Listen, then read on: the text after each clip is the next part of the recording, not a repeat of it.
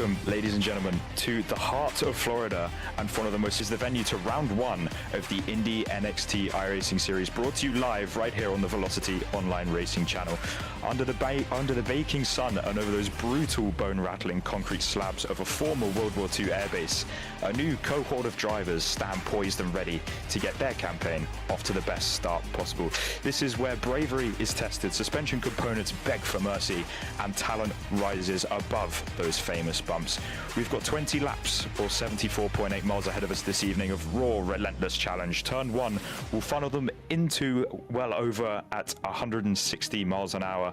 Who will be brave on the brakes? Their hairpin will demand patience and precision, and then there's Sunset Bend. Fast, fearsome, and utterly uncompromising. One mistake there, and Sebring will bite. Alongside me once again today is the one and only Sebastian Kinder, who will join me in welcoming you to the opening round of the IndyNXT iRacing series. So, Seb, with a new championship getting underway this evening and a level playing field, but only 20 laps to get the job done, there isn't really time to play the long game, is there?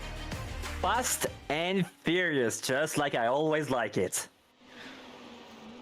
Exactly. We'll be looking at qualifying getting underway at the moment. We've got 3 minutes left on the board. Some familiar faces in the field tonight, if you are familiar and used to watching our broadcast here on the Velocity online racing channel. The top 3 as it stands is Perez leading the way on a 1 minute 45.8.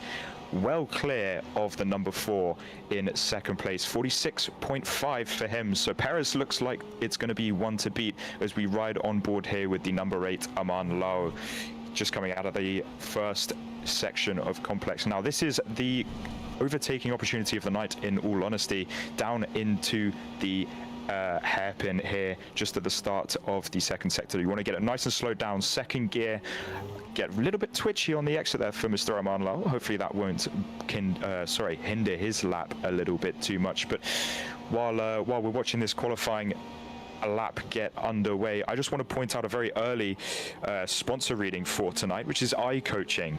High-level setups and personalized coaching program are built in to take your iRating and race consistency to the next level. Get your setups from this series as well as the IndyCar iRacing series by visiting them online at iCoaching.co. That's iRacing.co. That's not .com, just C-O. I thought I would just clarify that very early on. But watching Aman Lal come to the end of his lap here, this is the Le Mans chicane, extremely tricky, especially on traction on the exit, because you have this massive straight which we stare head on down as he now makes his run towards Sunset Corner. Riding on board here, 160 miles an hour at the entry. It's going to be a light brake down a couple of gears there to third, and it's really about getting the car hooked up on the right line through the bumps on the apex there, Seb.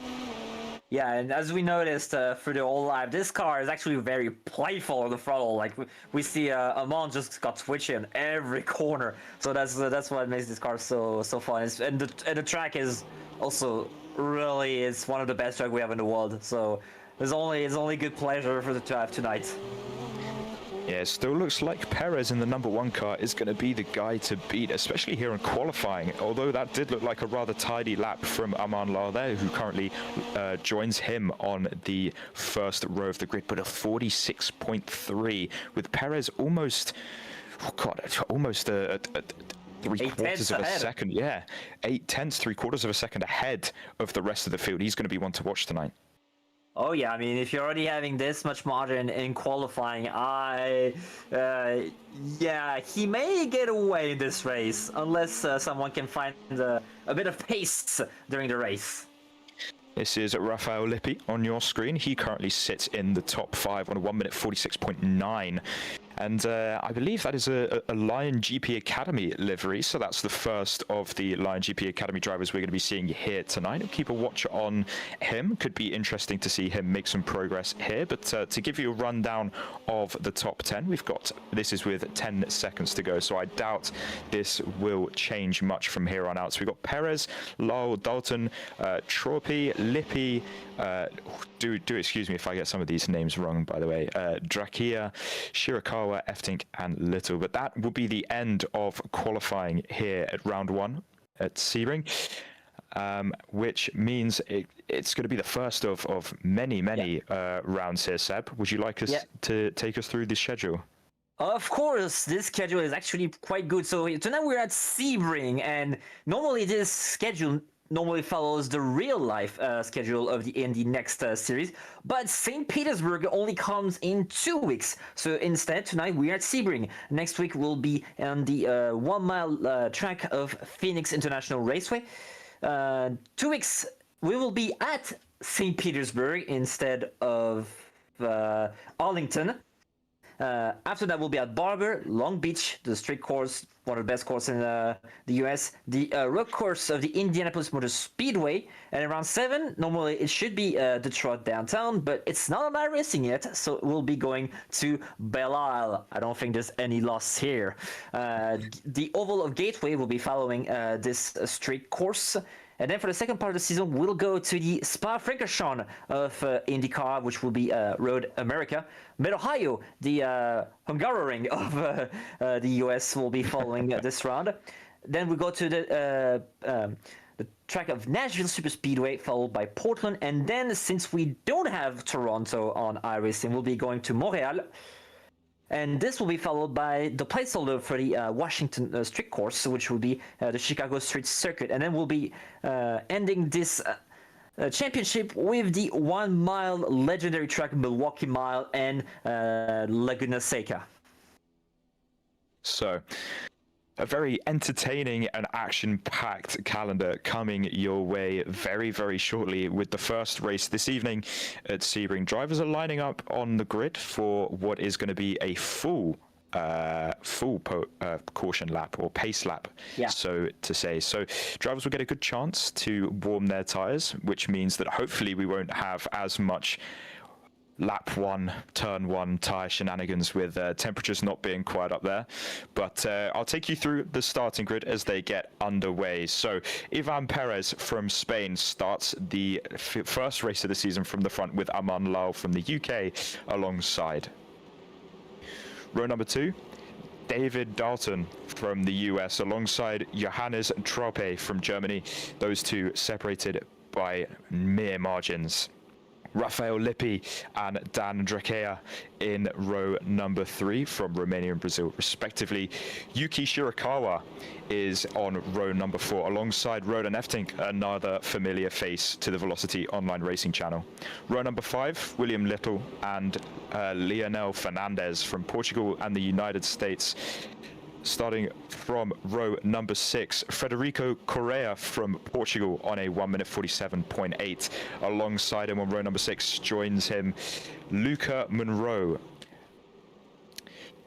Juan Alfaro on row number 7 in the number 7, and the number 13 tonight is going to be piloted by none other than Michael Hanswick from the Netherlands. Row number 8 is Charles Wimbley from the US. That's going to be number 14. And number 12 tonight is again piloted by row number 9. Cale Holton from the US. Alongside him is Alex Dino on a 1 minute 51.8. As we now get to row number 9, bring up the rear end of the field is Benjamin Garcia in the number 19. Not setting a qualifying time tonight. Maybe that will be a strategic move from the number 19 there, or it could be a small mistake on his behalf for this qualifying session. But looking forward to the upcoming broadcasts here on the Velocity Online Racing channel. Obviously, we have the next race for Phoenix of the IndyNXT iRacing series will be right back here at 8 o'clock Central European time for exactly what you're going to see tonight. A lot of action, a lot of drivers, and hopefully some very, very close racing. Going back to the sort of signature series then after that for the 14th of March, that's going to be VOR at Richmond getting back underway after a very, very exciting Indianapolis 500. That's definitely going to be one to look out for on the 14th of May. Once again, 8 o'clock Central European time. International IndyCar League then will also make its return on the 15th of March. That will be for the 29th running of the Indy 250. The coverage will get underway at 3:30 Central Eastern Time. Coming out of the Le Mans chicane, then we cast our views back to the front row of the grid. It's going to be an interesting race, this one, I think, Seb. We don't really know what's going to unfold. We don't really know who's quick, who's not, but I think we can be excited nonetheless. Yes, my call, there's going to be some shenanigans in turn 1. That's, yeah, I think we're going to have a feisty turn 1, so, yeah, in 30 seconds, we're going to see some chaos, and I love it. It's going to be an interesting way to kick off the season for sure. If the lights on the pace car are now extinguished and the field is under control by the number 1 car, predominantly now starting on the front row of the grid, taking the pole for round 1. Here we go. They're going to line up 2 by 2 as we come to the green flag. Green flag is in the air. We're going to get underway for round 1 of the iRacing IndyNXT Championship. We're going to fan out in towards turn number 1. Relatively easy going as we tip ourselves into turn number 1 as we have a fighting the wall, and we have another driver. Huge crash. Oh my goodness me. He was there one for there. That's a huge accident in the mid-pack. Luckily, most of the drivers getting through absolutely okay, but one of the familiar faces from the VOR, our YouTube channel, Arman Lal, getting very unlucky there through turn number 1. But I think, again, it was just some drivers not getting their tires up to temperature, Seb. Yeah, and also, like, they were, like, 3-4 wide in turn 1, so that will never end well as we come to this hairpin there. Well, not quite hairpin. Heavy braking zone. I'm saying, oh, it's kind of a hornet's nest in there, buddy. It is definitely a hornet's nest. We see Rodan Efting there just ahead of us as we ride on board with the number 5 of Dressier down into the second hard braking zone. He's actually going to lose a place to the number 16 there is Dressier. This is going to be a dogfight on the opening lap, but they can't fight too much because drivers will start to build a gap, and Perez proving exactly that. 8/10 clear at the end of the second sector. Just coming now, where in the IMSA Sports Car Championship we had a very bad accident for one of the Cadillacs as we ride on board again with the number 5 this time from the nose cone.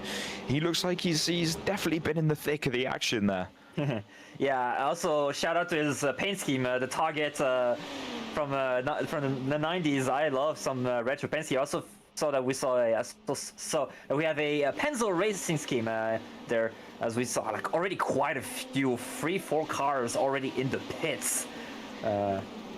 Yeah, it's going to be a night to forget for those that find themselves in the pits at the end of lap number 1. But as we now cross the line to start lap number 2, the order at the front stays relatively similar, that without the presence of Arman Lal, who is now a lap down and is currently classed in 16th place, but I highly doubt he... That's Fernandez going very wide at turn number 1. He'll be picking up one of his X points for that. So I wonder whether that was just overcooking it a little bit as he now loses place to number 5. Yeah, usually like this kind of like exit into the exit of turn 1 is pretty much maybe you've carried a bit too much speed, and you're just understanding. I try to get certain. No, you can't do it again, and boom, in the gravel. So this is what happened for Fernandez. That's one thing that I find excruciating about turn 1 at Sebring is we're now going to look at a replay. This is going to be the start. So this is going to be on the exit of turn number 1. You're going to see everyone coming through turn number 1 here. There we go. So it's relatively formation flying at the front. And Arman Lal loses it by himself. Wow, he lost it. That's, yeah, probably cold tires. Maybe the car a bit too much loose for that first turn. So yeah, he gives a really wide berth. You see he gets on the marbles on the outside. I think that was what did it, Seb. He must have had the temperature in the tires because we saw him doing all the weaving down the back straight, but maybe just slightly too wide. You see on the right-hand side there. Yeah, good call on those marbles. That's going to be bitterly disappointing for Arman Lal. They're going to be a very early end to round number 1 for him, as yeah, he's still not even got a front wheel on his wagon at the moment, so he's definitely going to be dropping quite far back. But at the front, it is still going to be Perez that leads the way in the number 1 car. Dalton has actually closed the gap right back in, and Lippy there in the background also wants to get in on the action. We've got a breakaway, Seb, for the lead. Yeah, you have the top 3, then you have a hole pretty much, and then you have Shirakawa in 4th position. So, yeah, the podium, you already have it there, unless Shirakawa manages to find 0.5 of a second on pace. I think Shirakawa definitely was a beneficiary of that lap 1, turn 1 incident and mayhem, we'll say. But I think he's just a little bit too far back to really make any progress at this stage anyway into that top 3. But looking back towards, where are we now? We're looking sort of more towards the mid-pack, sort of 11th, 12th and 10th as we ride on board with Marsman. This is sort of the hornet's nest that you were talking about, Seb. This is where I think most of the action's going to take place. Yeah, this is where the much more normal people, like at the top you have the aliens. I mean, the aliens are the aliens. This is more the normal people with the same pace around. And when you're following each other, like you need to anticipate braking zone and stuff like that. So this is going to be very interesting. Like the slight mistake from any one of these gentlemen, and he's going to get passed. So I'm looking forward to see what they'll be cooking up with us. Reminder that we have a push to pass tonight, Jack. Yeah, that's also very true. It's good you point that one out. We don't have the 200 seconds that the top series of IndyCar does. We have 50 seconds less than that. We have 150 seconds that the drivers can use whenever they want to. But once that push to pass is gone, it's gone for good. And a way to tell that a driver is pressing that button is whether the delta on the left-hand side, where it says gap to leader, if that shows up green, like it does for Dino at the moment and Lippy momentarily there, that means that the driver is on the push to pass as Shirakawa, sorry. Very, very sketchy off of Sunset Bend. We said it could bite, and it nearly got him there. Yeah, and that's a beautiful move around the outside for top. That's a beautiful move. He's going to sail right around the outside. Does he keep the move? I think he does. Sealed and secured for Trapp there. Amazing move to get himself up into the top 4. And now it's down to him whether he can drag the likes of Shirakawa and Dracia back towards the front end of this field. He already got a bit of a gap, and now Shirakawa is under threat from Dracia. As we see this battle with the number 9 of Hagen. Right behind him is Alfaro. It's going to be a dive up the inside for Alfaro. Is he going to get the space? They go side by side. A lot of contact, a lot of argy-bargy. Elbows are definitely being sharpened there. And the place is going to have to be given up by Hagen. He's not going to be happy about that one, I'm sure. No, you're going like, I'm Hagen. I'm yelling in the car. Like, ooh, that was... Yeah, it was a very, very, very assertive move there from Faro. I think that sort of had to be done. Potentially could have been held up a little bit more than normal. This is going to be on board with Hogan, so he's going to be leaving the inside open, and we're going to see a car dive up the inside here, Seb. Oh, no? Oh, yeah, there we go. The contact came very late in the corner. Yeah, Alfaro came from pretty far, actually, so... Yeah, a bit too much aggressive to my taste, but he got the move done. He's ahead. He comes from a long way back, doesn't he? Makes it very clear he's going to go for that move. Sort of, he is halfway alongside at that point, but then sort of backs out. Yeah, he sort of backed out halfway around the corner and then recommitted, which sort of must be, this is now live pictures, and we got Fernandez making a move into turn number 1. This is going to be on Monroe. He's going to make the move, dive to the inside, the number 16 is going to make that one stick. No contact this time around, both drivers are going to be more happy with that. Yeah, and Dracia, meanwhile, just ahead as we saw on the onboard, he also made his move on Shirakawa, and Shirakawa is kind of going down the order now. I think he was a massive beneficiary of that turn 1, lap 1 carnage, and that was big, big news for Dracia to get past, because now he can chase the likes of the top 4. This is on board. This is how he made the move. A beautiful move all the way around the outside. This was 1 lap ago on Shirakawa. Beautifully done there, keeping it just within track limits. That's one thing I find with Sebring. Turn number 1 is so fine margins, because there's no really extended AstroTurf or anything. It's either you're on the circuit or you're not. Yeah, exactly. Yeah, this is why I prefer the American tracks compared to European ones. Yes. Coming from a French guy, that's kind of shocking. But like, these tracks are old school. You make a mistake, like we said, the car to back, you get penalized for it. And no simplest way of penalizing a driver than just you run on the grass or gravel, then you lose time.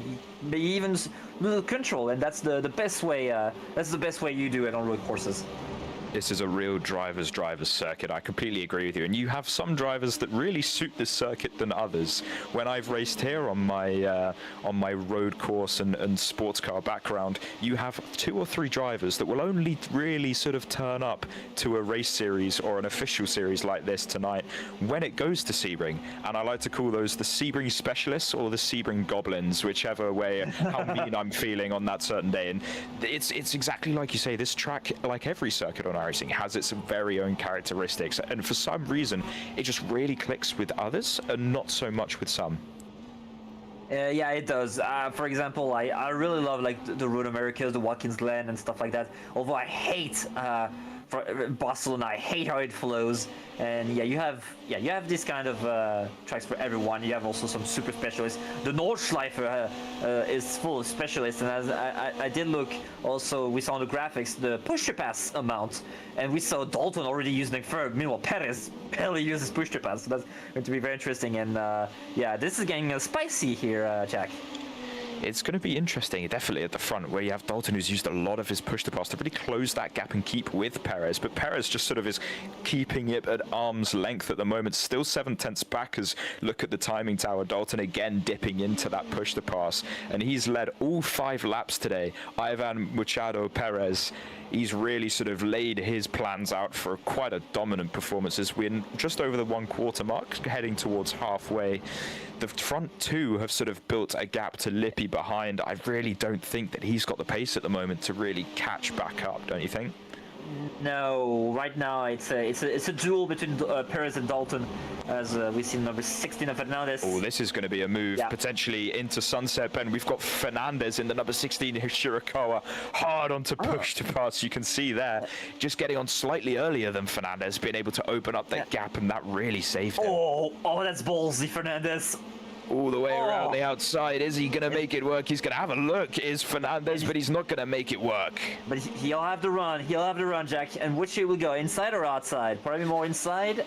I would say he's going to look to the inside, but no, he doesn't. Less straight line speed from Fernandez compared to Shirakawa.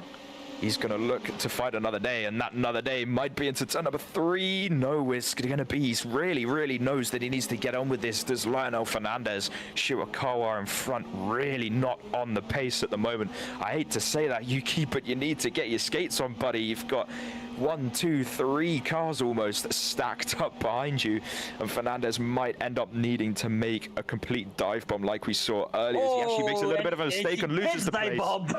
He gets dive bombed by Monroe. They're going to go side by side. Fernandez is not going to be liking this at all. Meanwhile, Shirakawa is going to be licking his lips, being able to get a little bit more of a gap up the road. Yeah, I mean, I'm Shirakawa. I'm like, good, please. I needed that break. So we see, actually, there's Road and F-Tink on live pictures going very slowly, but this is going to be Monroe behind. We're going to see how he made this move. I think it's going to just be taking advantage of a... Whoa! What a move, Mr. Monroe! It's like, respect on both drivers, because they managed to keep it clean, and Monroe didn't came like just from like... He came from like... He came from a different postcode. He came from Maine or Boston there, not Florida. Currently in Florida, yeah, we came from what the best part of New York was with that dive bomb, and I'm so impressed with him that he made that stick. And unfortunately for who's that, Road and FTC, he's a lap down now. That wasn't for position. That was just me being a little bit slow on the timing tower. So don't worry what I said with F-Tink going slowly. He was just simply letting people past. But this is now really going to start to annoy Fernandez. He had the gap to close up to Shirakawa, but for some reason he's just not being able to make the move. Yeah, I feel like, I don't know, this is an impression I get. I feel like Shirakawa has a more straight line speed oriented setup, because twice I think Fernandez like just came up short in the, like, he just lost time on those straights despite being in the draft. So that's going to be very interesting to follow this how this will trend. Yeah. So we look on board to Shirakawa. He's still defending from Fernandez. He's closing and closing and closing, but I don't think the move is going to be made this time around. He's getting a lot closer, though. I think another opportunity might be coming his way into Sunset Bend, as we are now on lap 8 of number 20. So we're approaching halfway in this one. We look from onboard your car, who makes a very big mistake, locking a brake into Tower. He's going to lose not 1, 2, but 3 places, Seb. Yeah, this corner will get you. I feel like this is the corner I struggled the most on iRacing, and yeah, shit, I would just fell victim to it. It's not an easy corner. And as I said, you pay the mistake very heavily. I feel like he just, outbraked himself. So this is going to be a replay, I believe, on board with Shirakawa, and he's just going to, oh no! He peaked the pressure a little bit too much, didn't he? I think he was a bit too much on the curb, and it's like a rail, and you just cannot turn the car anymore. I think that's what got him. These cars have extremely strong braking for their weight. With the driver, these cars only weighing 694 kilos. When they have the best part of a 2-liter turbo inline 4 sat behind them, which chucks out about 450 brake horsepower, you are definitely going to be noticing when the car moves around a lot. And because of those big carbon brakes that they have to get these cars slowed down from the best part of 160 miles an hour, Seb, sometimes you're just going to peak it a little bit too hard, a little bit too high, and especially around the bumps here at Sebring. Keeping the car stable and balanced is a big thing, and one man that has seemed to do that absolutely perfectly tonight is Ivan Perez, who still leads the way, and Dalton has completely dropped away. Now. Holy moly. He went to Dalton. Oh, Dalton! Oh my God! He nearly lost it. That was like Code Brown on that Pennzoil number 4 machine. But yeah, Perez. He just looked at Dalton and say, "Oh, did you have fun while being behind me? Now see ya, buddy." Yeah, he's toying with the opposition, isn't he? Wow.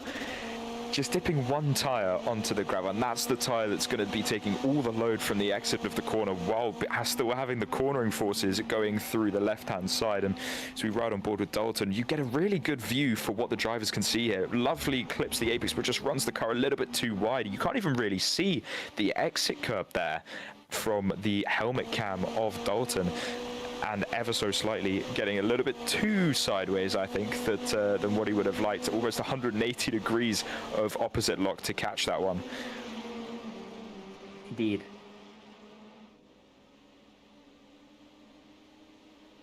Ooh. I think that was Fernandez getting close to the wall.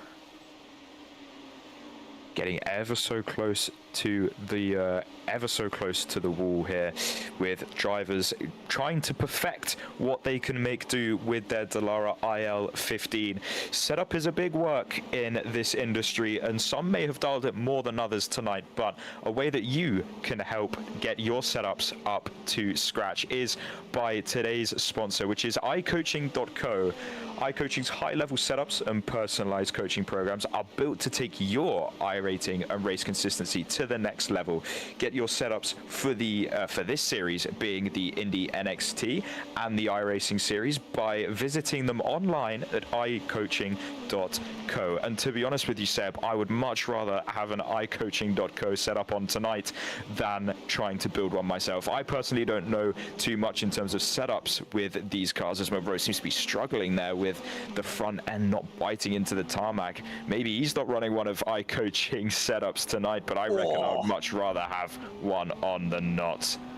Yeah, I mean, people setting these cars up are like wizards. My huge respect to setup builders all around iRacing. You guys are freaking magicians, and I'm super jealous that you can do it. So.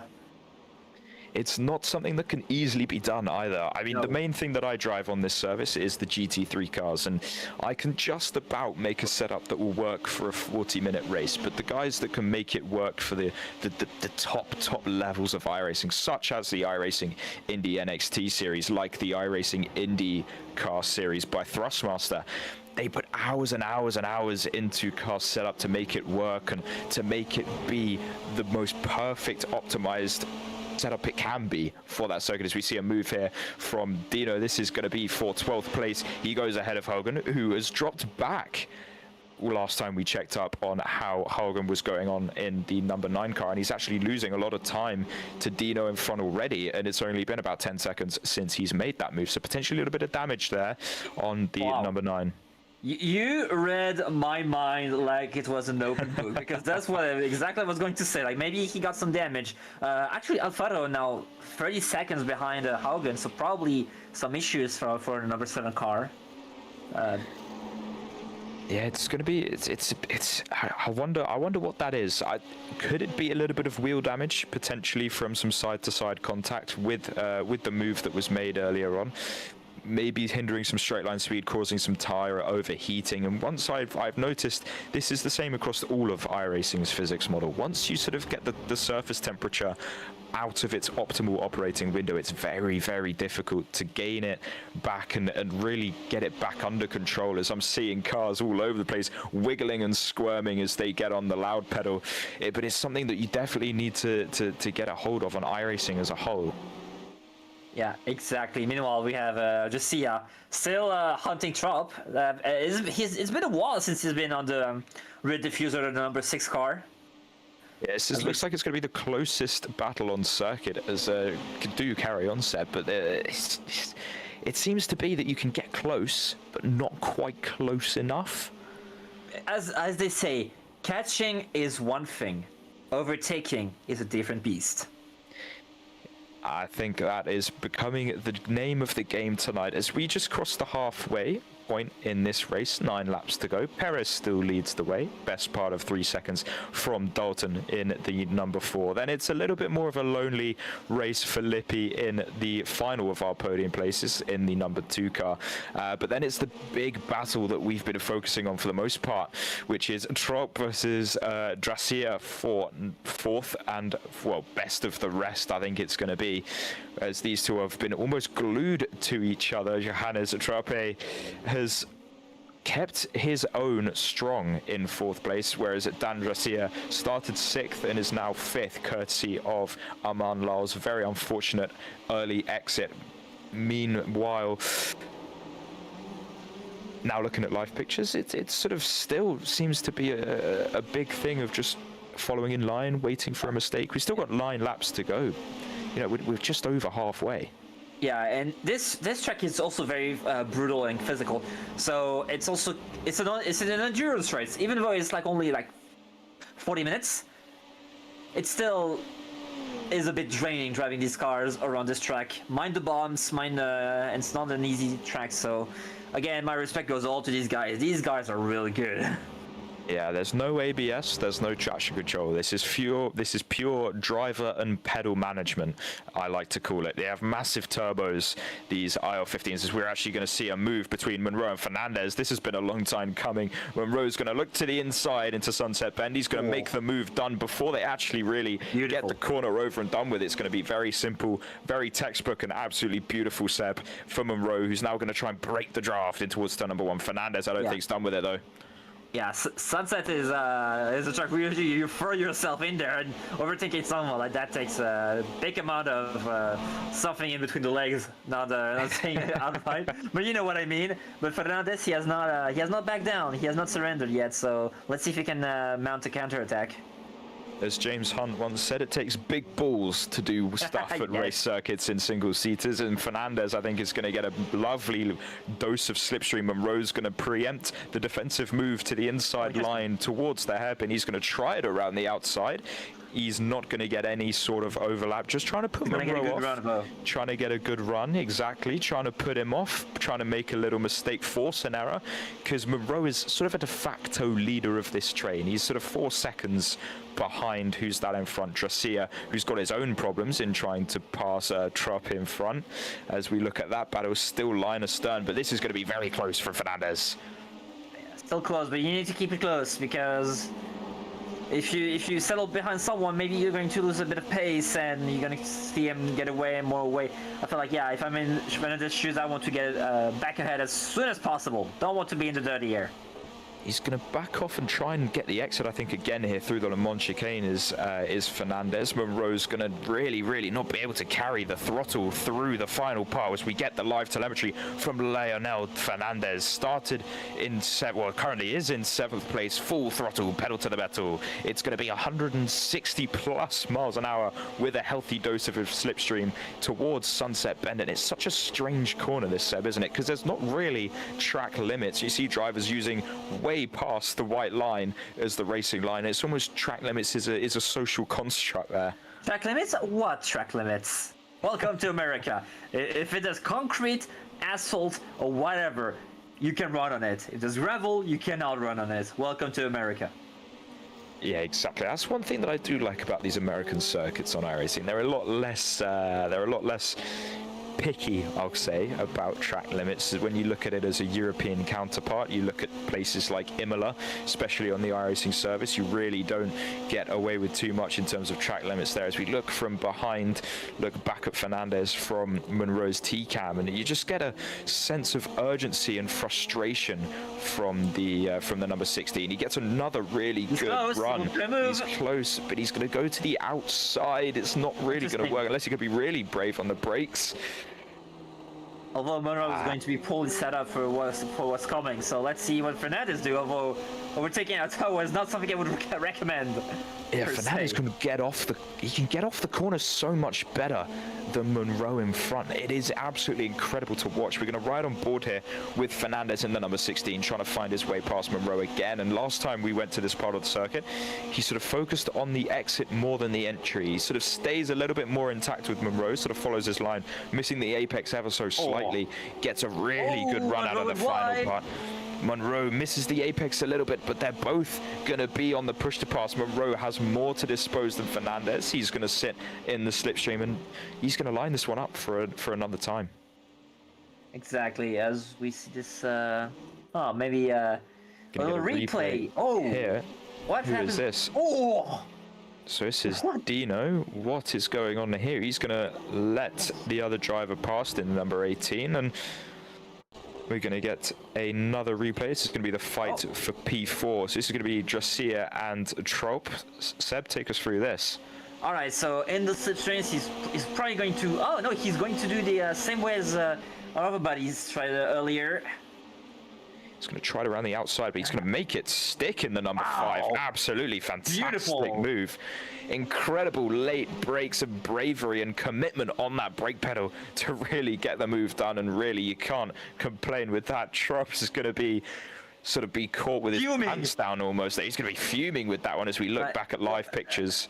When I get done like that, I'm just so angry, because how can I get done like that? Like a rookie, pretty much. As we see Fernandez and Monroe's round 3,826. That's not a real number. Almost feel like you're in a different class, don't you? When someone just so much more speed and so much more ability could just break that much later, as Monroe gets a very sideways exit out of tower. Fernandez sees his opportunity. This is going to be all over the gearbox of Monroe. He's going to get the overlap into the Le Mans chicane. He's not going to make it stick around the outside. Fernandez, what are you thinking there, my friend? That's a very ambitious overtaking spot, and he's going to get the suboptimal exit there. But look at this.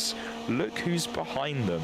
Charles Wimbley is closing up on this battle. So this might be a three-way fight for 6th place. Give it with 5 laps to go.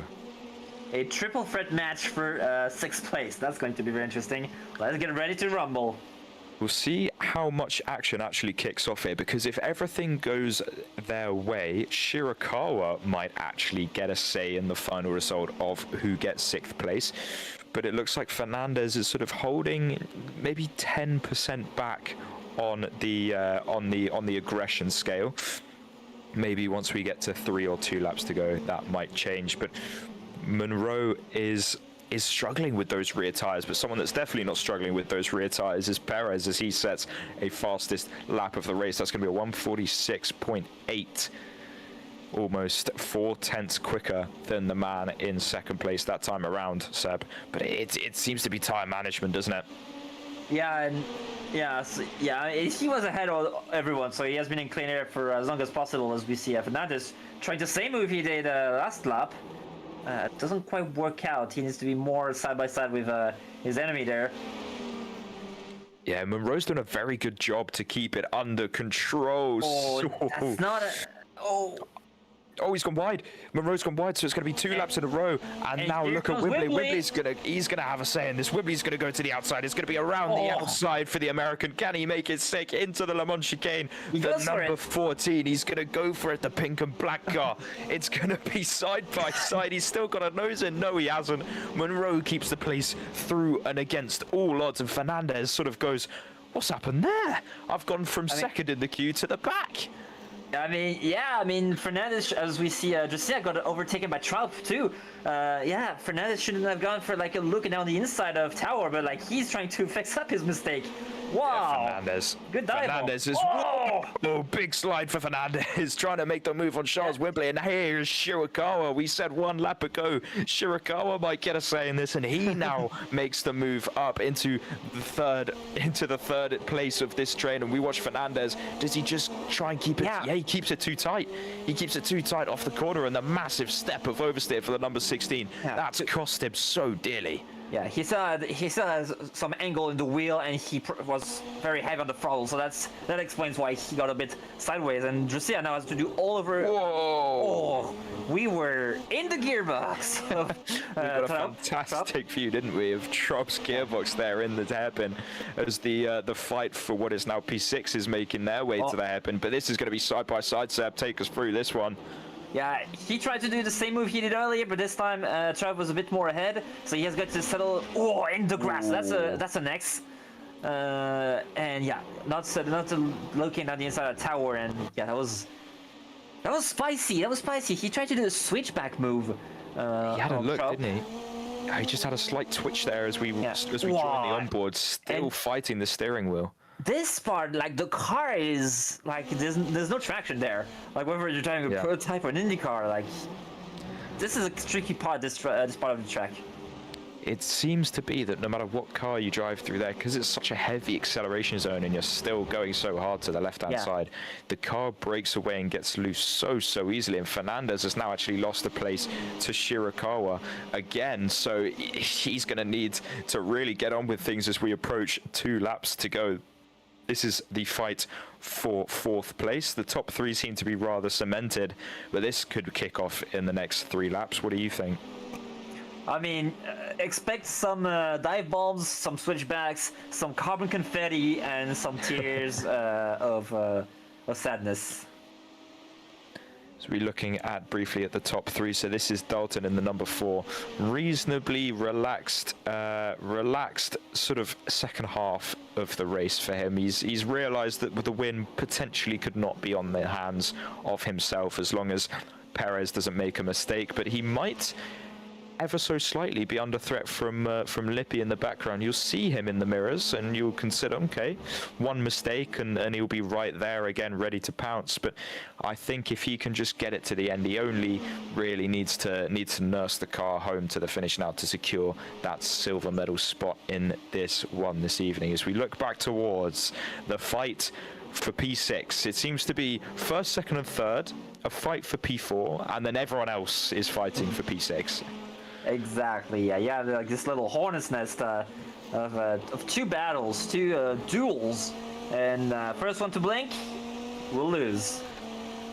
I fear to say the first one to blink was Monroe there a couple of laps ago, although somehow insanely he still holds that 6th place. I mean, it wasn't even, it was his mistake, don't get me wrong, but then somehow Fernandez has found himself where Monroe arguably should be after doing a massive mistake like that.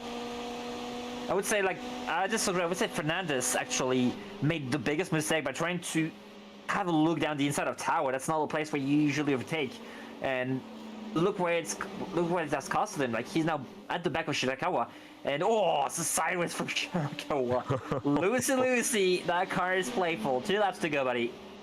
Yeah, the drivers are really starting to struggle with the tyre life of these Firestones at the moment. Shirakawa, whoa! 30 years central.